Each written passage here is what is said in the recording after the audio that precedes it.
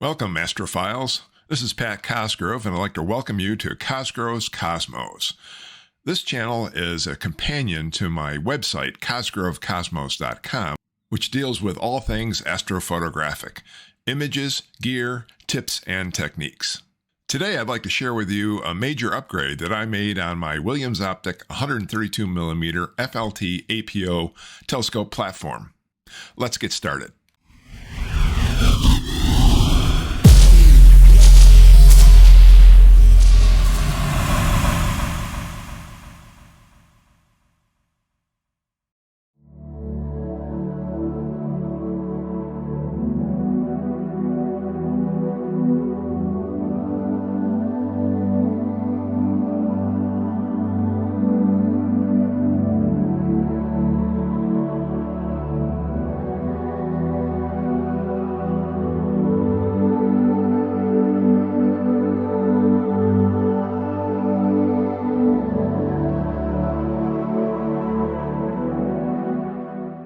As many of you may know, I have recently been sidelined from some of my astro activities by a health scare.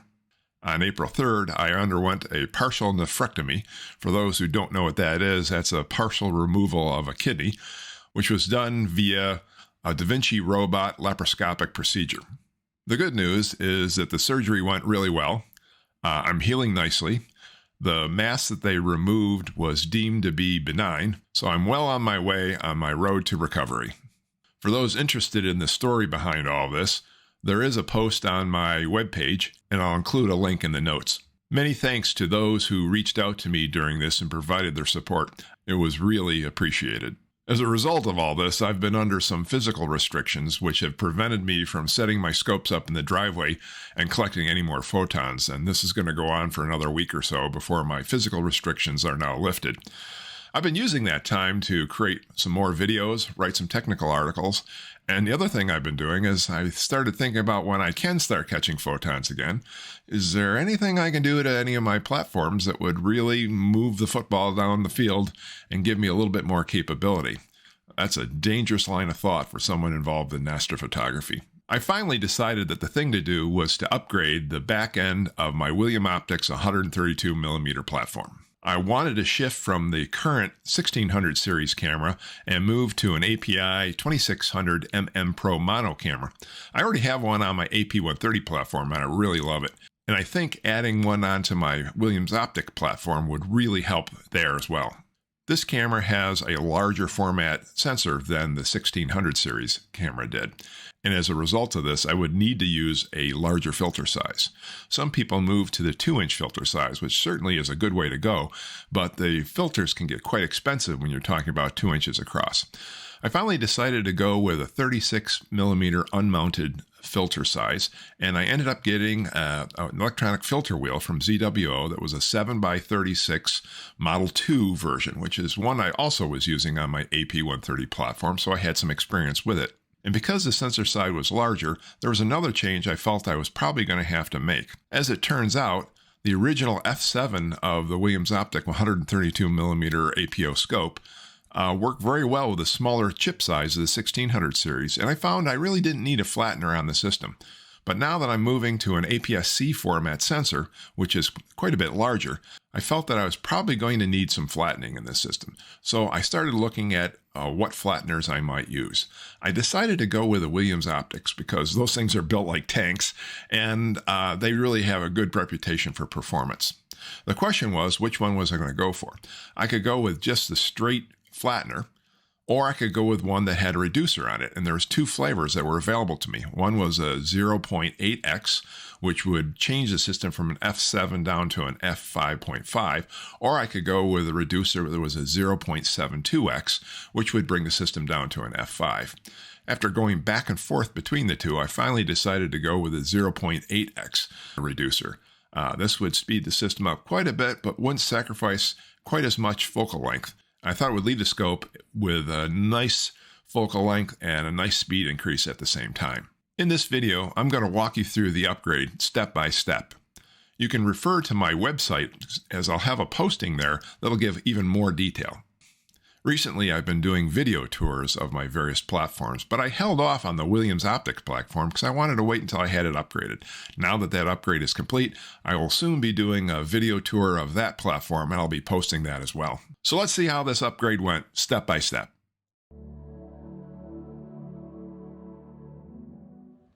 Okay, my first task is to open up the electronic filter wheel, and we're going to do that by removing these screws around the outside here.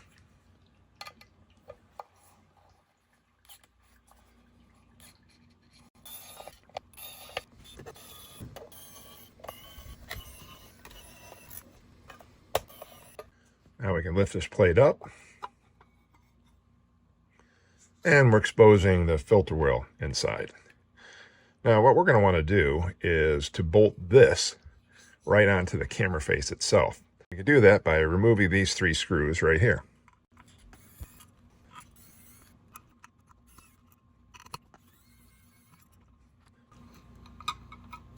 Now this comes straight out.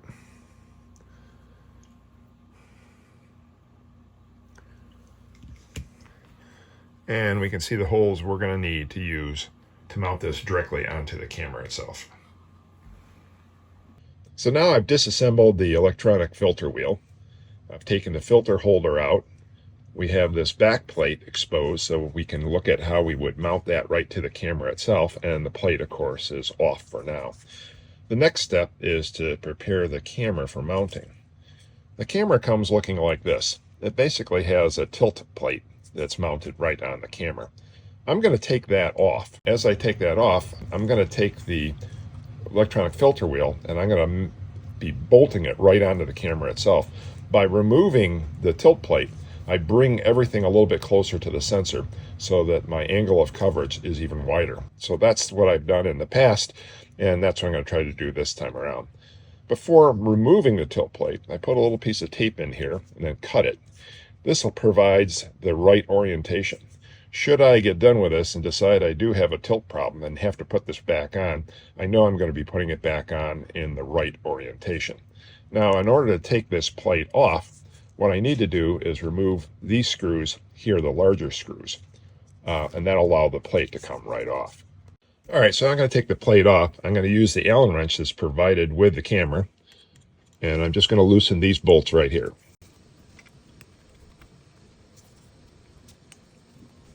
With those bolts off, I can just lift this right up, and we can see the sensor plate, and this is what we're going to be using to attach directly to the electronic filter wheel.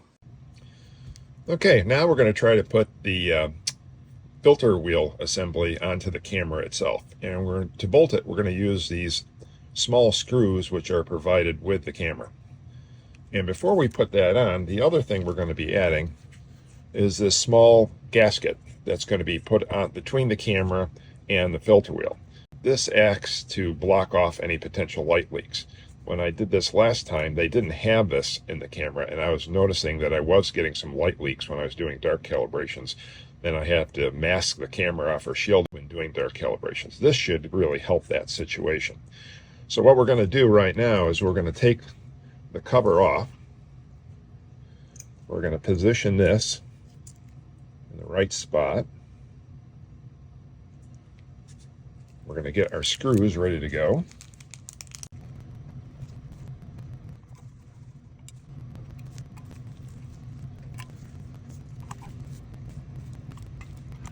Okay, that was a little bit trickier than I hoped it would be, but now we have it mounted and it's secure.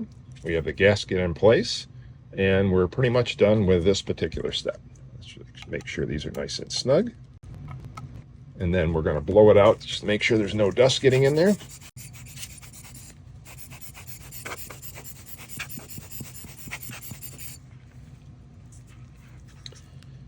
At this point, this part of the assembly is complete. For this next step, what we want to do is mount the unmounted 36mm filters into the filter wheel. Each of the locations is labeled 1 through 7, and we're going to put these in terms of luminance, red, green, blue, hydrogen alpha, oxygen 3, sulfur 2. two sets of filters. One is the ZWO LRGB set of filters, and we have a set of Astronomics 6 nanometer narrowband filters that we'll be using for this step. Now, this gets a little bit tricky because obviously you want to put the filters in. Then we need to put a retaining ring and a mask over the top of it. Then we need to secure them with some very small screws. And you want to do all this without scratching the filter. So you have to be very careful about doing this. The second issue, which complicates things, is that on the ZWO filters, there's nothing marking these filters to tell you which side is which. And there is one side that has an NA reflection coating. And this side has to go in a specific orientation. So we're going to have to identify that before we can mount the filter. The Astronomics are a little bit simpler.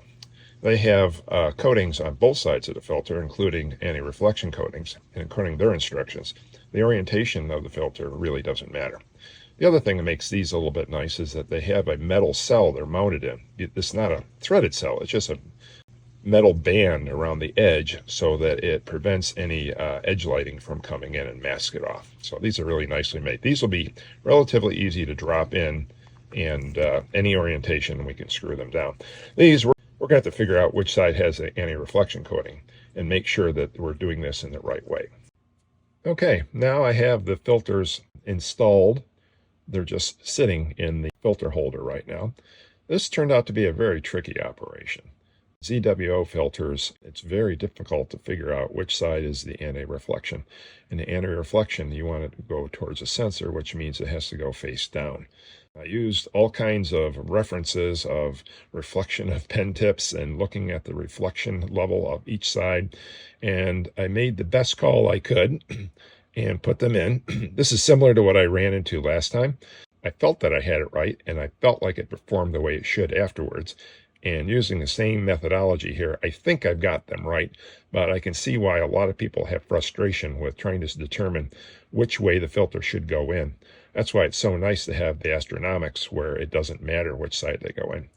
Next step now is going to be to put these rings over it, and we're going to put the screws on. This is such a delicate operation, I'm not even going to try to film this. I'll show you what I'm about to do, and then we'll look at how it looks like when it's done. Basically, I'm going to place these over. I'm going to take one of these very tiny little screws here. I'm going to hold them in position with some needle nose pliers, and then I'm going to use the screwdriver to carefully bolt them in. Once they're all secured, I'm going to blow them off to get any dust off, because I can see bits of dust down there even right now. And then we'll look at mounting this back into the filter wheel assembly. Okay, I've got a couple of retaining rings in. I'm going to do one more and try to film it. This is pretty meticulous work, so I don't want to make a habit of it, but I'm going to try this experiment with this one. So I'm positioning the first part on, the mask on, and I'm trying to line up the holes as best as I can. I'm taking one of these tiny little screws, and I'm putting it in my needle nose pliers at the very end, so I can hold it like this. Now I'm lining it up with the screwdriver, being very careful not to get the tools near the filters. The first one on these taller filters is definitely tricky.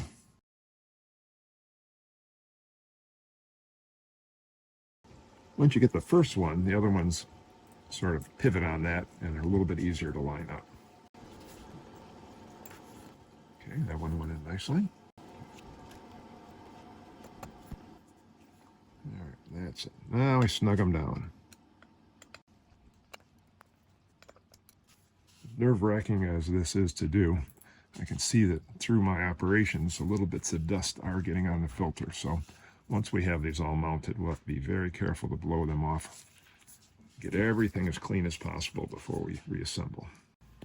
Let's blow this off.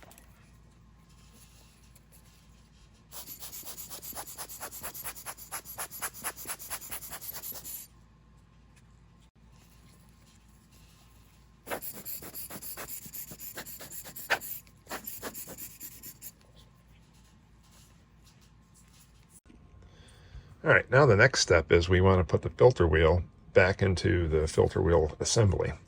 Before we do that, we want to make sure we've cleared out any dust that might be inside this chamber. So let's do that.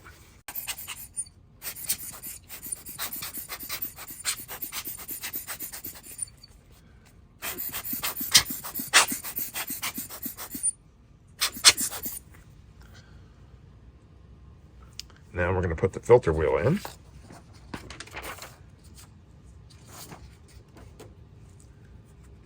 Again, I'm going to blow off the back. We won't have access to this later.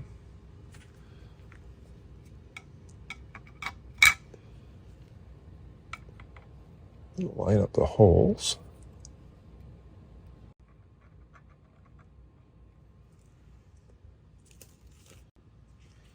Now we're screwing the filter wheel back into place.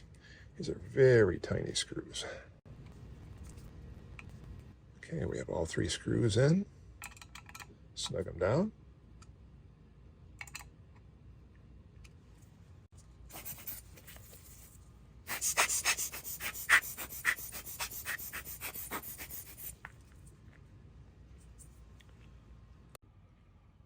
Okay, I've just taken the back plate and I've blown it off to get any dust out that was in there. And at this point, we're ready to start putting the screws back on to reassemble this.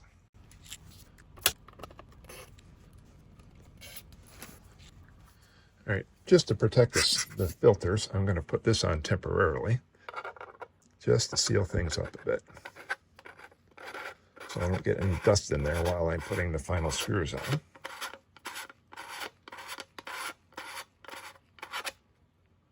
Okay, good. Now it's sealed.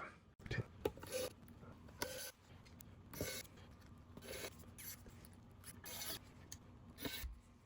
All right, just going to make sure they're all snug. Okay, next problem I'm going to have to deal with here is I have these 4 holes that are around the main access port to the sensor. These are used if you were going to have an off-axis guider and you wanted to mount it directly to the filter wheel. I'm not going to be using an off-axis guider, but we have to plug these holes up. And so to do that, I'm going to get some black tape and just put a little patch over it. All right, all I'm doing here is taking small bits of black electrical tape, putting them right over the hole like that, and smearing them down. Goes nice and flush and should work well to cut out any light leaks. And with that, we have our first part of the assembly. The camera has now been mounted to the electronic filter wheel. The filters have been mounted in the wheel holder and placed inside, and we've now sealed things up. Our next task is going to be to figure out the placement of the rest of the chain here. We know what the back focus is from the sensor to the top of the camera. We know the thickness of the electronic filter wheel, and now we have to determine the rest of the chain so that we get the right back focus associated with the flattener and the reducer that we'll be putting on the Williams Optics telescope.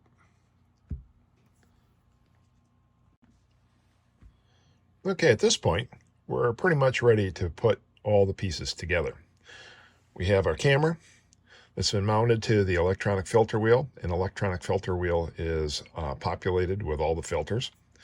We're going to add to this a 10mm spacer, which is going to go from the M42 threads that are on the far side of the filter wheel into an M48 thread that we're going to want for here. Then we're going to put the Falcon rotator in. Falcon rotator is configured to work like this. We have a M54 over to an M48 adapter, which comes with it, and then it has an M54 to a 2-inch adapter for an eyepiece placement. And what we're going to have to do is take this off. Turns out when I removed this from the telescope, this was very difficult to take off. I could not get it off, and I was afraid of damaging the unit. So I contacted Pegasus Astro, and they suggested I put a little bit of WD-40 around the edge, tap it with a mallet, and that did the trick. I was able to take it off. So we're going to take that off, and what we're going to put is another adapter in here. This is an M54 to an M48 adapter. That will allow us then to screw it right onto the flattener here. Now, how did I work this all out? I'll show you in a few minutes, but there's a back focus that has to be achieved, and that's being driven by the placement of this flattener and reducer and the distance it has to have relative to the sensor over here. And I worked that out because we have the distance from the sensor to the front of the camera. We have the thickness of the electronic filter wheel. We have the thickness of this particular ring. We have the thickness of this, which is 18, but the adapters we're going to put on each side add another millimeter on each side, so that's going to be 20. Then we have this we're going to put in, and we're going to dial in a distance in here, which we'll talk about in a little bit. And we put that all together, we'll have the imaging chain we want with the back focus that's required. So how did I come up with this particular chain? Well, it's really working through the back focus requirements that you have. You have the thickness of some of these components, which are specified by their very nature, and the rest is having the right adapter rings. And how do you have the right adapter rings? Well, if you play this game enough, after a while, you begin to build a collection of things like this. I have bins and bins of different adapter rings from M48 to M42 and everything in between. So fortunately, I had the pieces that I really needed to make that all work. So let's begin to put this together. First, we're going to take this and we're going to put this converter ring right in. It's fairly tight. Next, we're going to want to put this guy right on top of here. A little bit tricky, given the size of things, to try to get the threads lined up. Once you have it, it's just a question of rotating it around and getting it in there nice and tight. Okay, there we go. Now, they're not aligned perfectly, but that's okay. This is something that's going to move and adjust anyways, and so we'll end up doing just that. We'll move and adjust things. Next, we have this adapter ring goes in here. All right. And now, before we do anything more, I'm going to turn this upside down so we don't get dust settling in it. We have to set the back focus adjustment on this flattener. And in order to do that, we're going to unscrew this back part. And as we do, we're going to expose a scale, which is inside. And for my calculations, what we're going to want is about 6.7 millimeters. Actually, 6.74 millimeters, but we can't get quite that precise here. We're going to bring the locking ring out. Okay, there's 5. 6, and I'll call that about 0.7. Now tighten this part back down on it.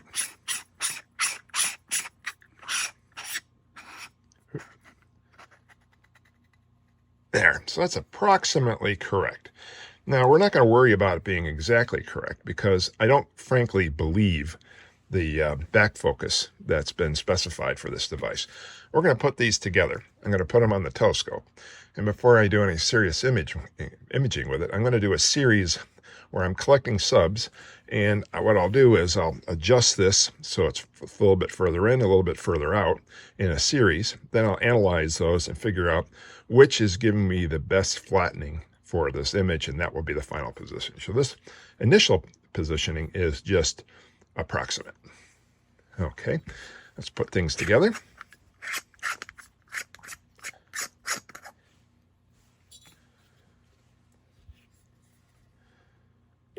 Again, it's a little bit heavy, so we got to make sure that we're lining up our threads well.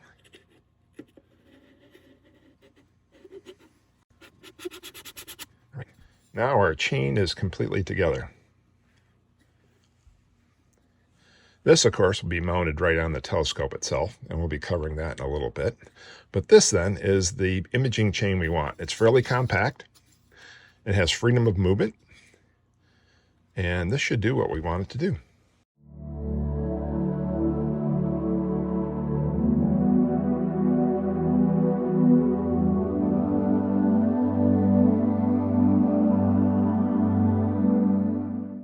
Okay, I'd like to mount the camera now. We have kind of a rainy day, so I'm in my garage where I store the scopes, and we're looking at the back end of the Williams Optic 132 FLT. This is the clamping mechanism that comes with the telescope, which before this had the 2-inch eyepiece nose of the Falcon rotator inserted, and this was clamped down. What we're going to do is we're going to rotate this off, and then we're going to replace it with the camera assembly and the flattener, which will screw into its place. Okay, that's off. Now, I'm not going to film this next part because I want to hold the heavier camera and make sure the threads are lined up, but I'll show you what it looks like once it's on. Okay, I got this started, so now we're just going to finish it.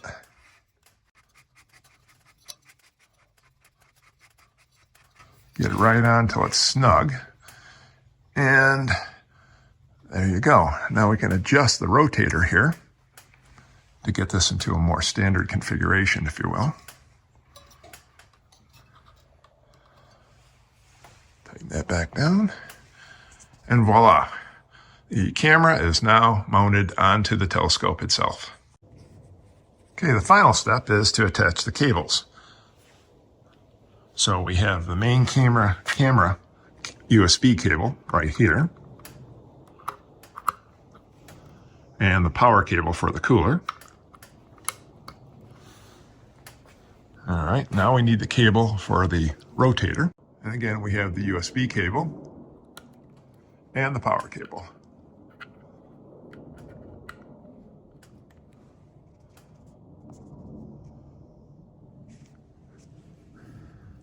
We may have to redress these wires a little bit just to make sure with the new configuration that everything is clearing.